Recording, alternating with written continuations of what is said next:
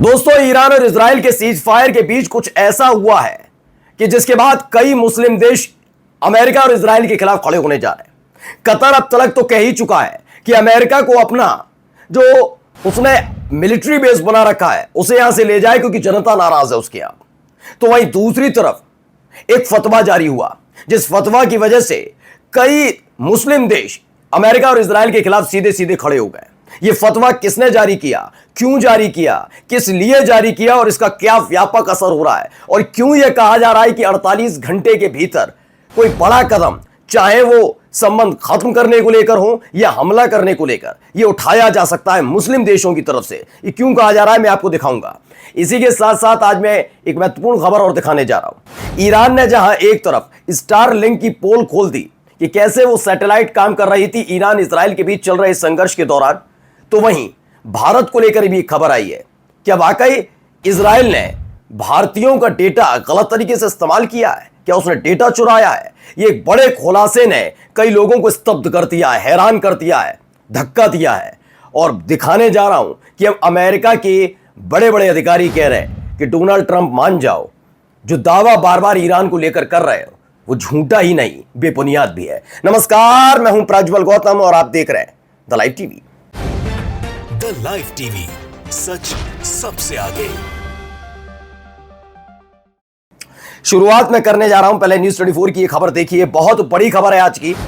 Iran के शिया धर्मगुरु ने नेतन्याहू और ट्रंप के खिलाफ फतवा जारी किया है। यह आज की बड़ी खबर इसलिए बताई जा रही है क्योंकि अब तक ये मसला चल रहा था कि बेंजामिन नेतन्याहू जबकि अंतर्राष्ट्रीय स्तरों को मानते हैं, नियम कायदे कानून मानते हैं, लेकिन अमेरिका जहां खड़ा हो जाता सारी अंतर्राष्ट्रीय संस्थाएं झुक जाती हैं।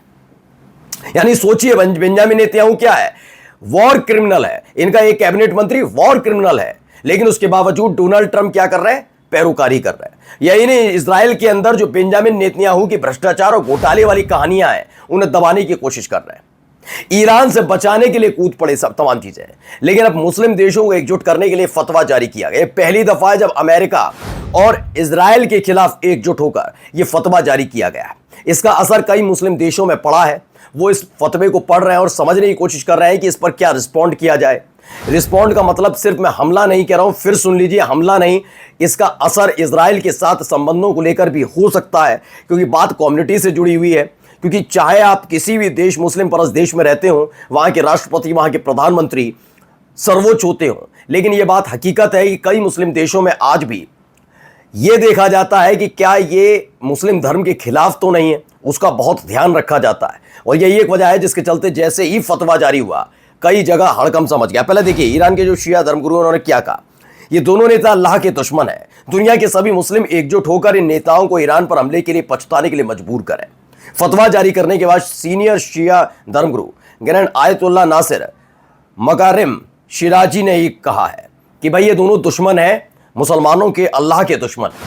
और ये साबित भी हो गया। दोस्तों देखिए, आप क्लियर तौर पर अगर आप जाकर देखेंगे तो ये साबित होता हुआ नजर आता है कि कम्युनिटी के खिलाफ है। बात इंसाफ और अन्याय, अत्याचार, इंसानियत की बात नहीं रह गई है, बल्कि ये देखा जा रहा है कम्युनिटी को निशाना बनाकर, चाहे वो हमला उन्हीं पर हो रहा हो, पीड़ित वही हो रहे हो, पहला हमला दूसरा जो कर रहा हो वो मुस्लिम समुदाय पर कर रहा हो, लेकिन फिर भी हर जगह मुस्लिम समुदाय को एक ऐसा बता दिया बहुत कट्टर है। ये सारी चीजें की जा रही हैं, इसी को लेकर ये कहा गया। अब देखिए, इंडिया टीवी खबर आई, ईरान के शीर्ष मौलवी ने ट्रंप और नेतन्याहू को बता दिया अल्लाह के दुश्मन, दोनों के खिलाफ फतवा जारी किया गया। अब कई देश असमंजस की स्थिति में है, क्योंकि वो देश खास तौर पर इजराइल का समर्थन सिर्फ इसलिए कर रहे थे क्योंकि अमेरिका के करीबी हैं, अमेरिका के बेस कैंप वहां पर बने हुए हैं। और अगर ऐसा फतवा जारी किया गया है तो खास तौर पर यह देखना होगा वो शिया परस्त देश क्या कुछ कहते हैं। भी सुन्नी समुदाय से इस तरह का कोई बयान नहीं आया, लेकिन होश माना जा रहा है जल्दी वो भी आ जाए तो बड़ी बात नहीं है। कुल मिलाकर अपने अपने देश से अमेरिकी सैनिकों को भगाना होगा, यह स्पष्ट करना होगा। पर्दे के पीछे आप कुछ भी करते रहे, करते हैं कई देश, करते रहे। अब आइए, ईरान के सर्वोच्च नेता के मुखपत्र का बड़ा आरोप है। IAEA के राफेल ग्रोसी को मोसाद का जासूस बताया गया है, ये चीफ है। इस बयान से विश्व परमाणु जांच एजेंसी पर गंभीर सवाल उठे हैं। राजनीति और खुफिया जटिलताओं के बीच सुरक्षा संकट गहराता जा रहा है, यह दावा किया जा रहा है। दरअसल यही एक बयान है जिसने और ज्यादा परेशान कर दिया है। मसला सिर्फ ये नहीं रहा कि ईरान IAEA के निगरानी में अपनी न्यूक्लियर फैसिलिटी को एक लंबे वर्ष से चला रहा था। सवाल यह है कि जब अमेरिका ने हमला किया तो IAEA ने सिर्फ निंदा करके, यूएन ने निंदा करके क्यों छोड़ दिया? अमेरिका के खिलाफ, डोनाल्ड ट्रंप के खिलाफ एक सख्त कार्रवाई का आदेश क्यों नहीं दिया? शांति कौन चाहता है? ये ऐसे शांति आएगी? इस पर ईरान ने लताड़ा लगाई IAEA को और उसके बाद जानकारी निकली कि जो न्यूक्लियर फैसिलिटी थी उसकी सारी जानकारी, चूंकि IAEA की टीम निगरानी करने पहुंचती थी इसलिए उसे सारी जानकारी थी, कहाँ न्यूक्लियर पावर है, कहाँ पर यूरेनियम है, कहाँ पर क्या लगा हुआ, कहाँ रिएक्टर लगे हैं, कहाँ क्या लगा है, ये सारी जानकारी पहुंचाई गई मोसाद तक। ऐसा दावा किया जा रहा है, अमेरिका तक पहुंचाई गई, दावा किया गया। और अब आइए, साइबर स्टॉर्म से खाड़ी देशों में हड़कंप मचा है। ईरान का दावा है कि इजराइल ने भारतीय सॉफ्टवेयर से चुराया संवेदनशील डेटा। यह पंजाब केसरी की खबर है, आपके अपने देश, अपने मुल्क के एक बड़े प्रतिष्ठित अखबार की खबर है, पंजाब केसरी की, कि इजराइल ने भारतीय सॉफ्टवेयर से चुराया संवेदनशील डेटा। यह ईरान ने दावा किया है। अब इस पर जांच बैठनी चाहिए, नहीं बैठनी चाहिए, या फिर oh my friend Benjamin Netanyahu चलता रहेगा? यह सबसे संवेदनशील बात है दोस्तों। आप इसे सिर्फ दोस्ती का लबादा उड़ाकर ये नहीं कह सकते कि घी पीते जाओ, नहीं। यही अमेरिका के साथ इतने वर्षा होता रहा। अब देखो अंधभक्तों की आंखें खोल रही हैं, क्योंकि किस तरीके से डोनाल्ड ट्रंप बार बार हमारे देश का अपमान कर रहे हैं। अब जाके आंख खोल रही है ना, वैसे ही। आइए, इसमें जाहिद हुसैन ने कहा, ईरानी संसद ने स्टारलिंक के उपयोग पर पूर्ण प्रतिबंध लगा दिया है। अब इसके स्वामित्व को अपराध की श्रेणी में रखा गया है। बहुत बड़ा फैसला। यह फैसला सिर्फ एक तकनीकी मुद्दा नहीं बल्कि राष्ट्रीय सुरक्षा का प्रश्न है।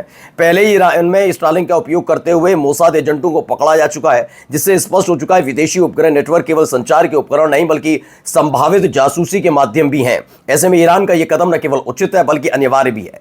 किसी भी संप्रभु राष्ट्र के अपने नागरिकों की सुरक्षा सर्वोपरि होती है। जो सरकारें इस सिद्धांत को गंभीरता से लेती हैं वो ऐसे जोखिमों को अनदेखा नहीं कर सकती। स्टारलिंक को अक्सर एक सरल, मुफ्त और खुले इंटरनेट एक्सेस के रूप में पेश किया जाता है, लेकिन वास्तव में यह सुसज्जित अमेरिकी निगरानी प्रणाली है। एक ऐसा सैटेलाइट जाल जो भरोसे की आड़ में जासूसी के रास्ते खोलता है। यूक्रेन में भी इसका इस्तेमाल सैन्य रणनीतियों और रूस के खिलाफ ऑपरेशनों में हुआ था। ईरान ने इस मिठास भरे जाल को पहचान लिया और समय रहते सही निर्णय लिया। यह एक दावा यहां से किया गया।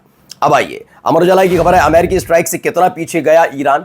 वायु रक्षा प्रणाली से लेकर परमाणु क्षमता तक CIA ने सब कुछ बता दिया कि अमेरिका के राष्ट्रपति डोनाल्ड ट्रंप जो दावा कर रहे हैं वो दावा फिजूल का है। ऐसा कुछ नहीं हुआ, कोई नुकसान नहीं पहुंचा है ईरान की फैसिलिटी को, और इससे और बौखलाए हुए हैं डोनाल्ड ट्रंप। और चलते चलते देखिए, ईरान के पास अभी भी न्यूक्लियर बॉम्ब बनाने की क्षमता है। IAEA का बड़ा दावा। सोचिए, IAEA जो अभी दावा कर रहा है, यही दावा तकरीबन 6 से 7 दिन पहले आपके अपने चैनल द लाइव टीवी ने कर दिया था। हमने बताया था 4 टन अगर आपके पास यूरेनियम है, यानी आप आराम से बहुत सारे न्यूक्लियर वेपन्स बना सकते, बहुत आसान है बनाना। लेकिन 4 टन गया कहां, कैसे चला गया, उसकी सैटेलाइट इमेज भी दिखाई थी। अब जाकर IAEA कह रहा है नहीं, हालत खराब हो गई भाई, वो आराम से बम बनाने जा रहा है। यानी कि जल्दी आपके सामने ये होगा कि ईरान भी न्यूक्लियर वेपन वाला देश हो गया। और चलते चलते देखिए, कोटा से खबर निकली, राजस्थान से, हमारे देश से। इजराइल और ईरान युद्ध का असर चावल उद्योग पर साफ नजर आ रहा है। खाड़ी प्रदेशों में चावल निर्यात पर बड़ा असर। मझधार में अटका 200 करोड़ का कारोबार। प्रमुख बंदरगाहों पर अटका पड़ा करोड़ों का माल। सोचिए, ये हालात भी हैं। युद्ध के हालात जब बनते हैं तो इस तरह से व्यापारियों को ही दिक्कतों का सामना करना पड़ता है। और व्यापारी सिर्फ भारत के नहीं कह रहा, अलग अलग देशों में यही स्थिति होती है। नमस्कार। द लाइव टीवी, सच सबसे आगे।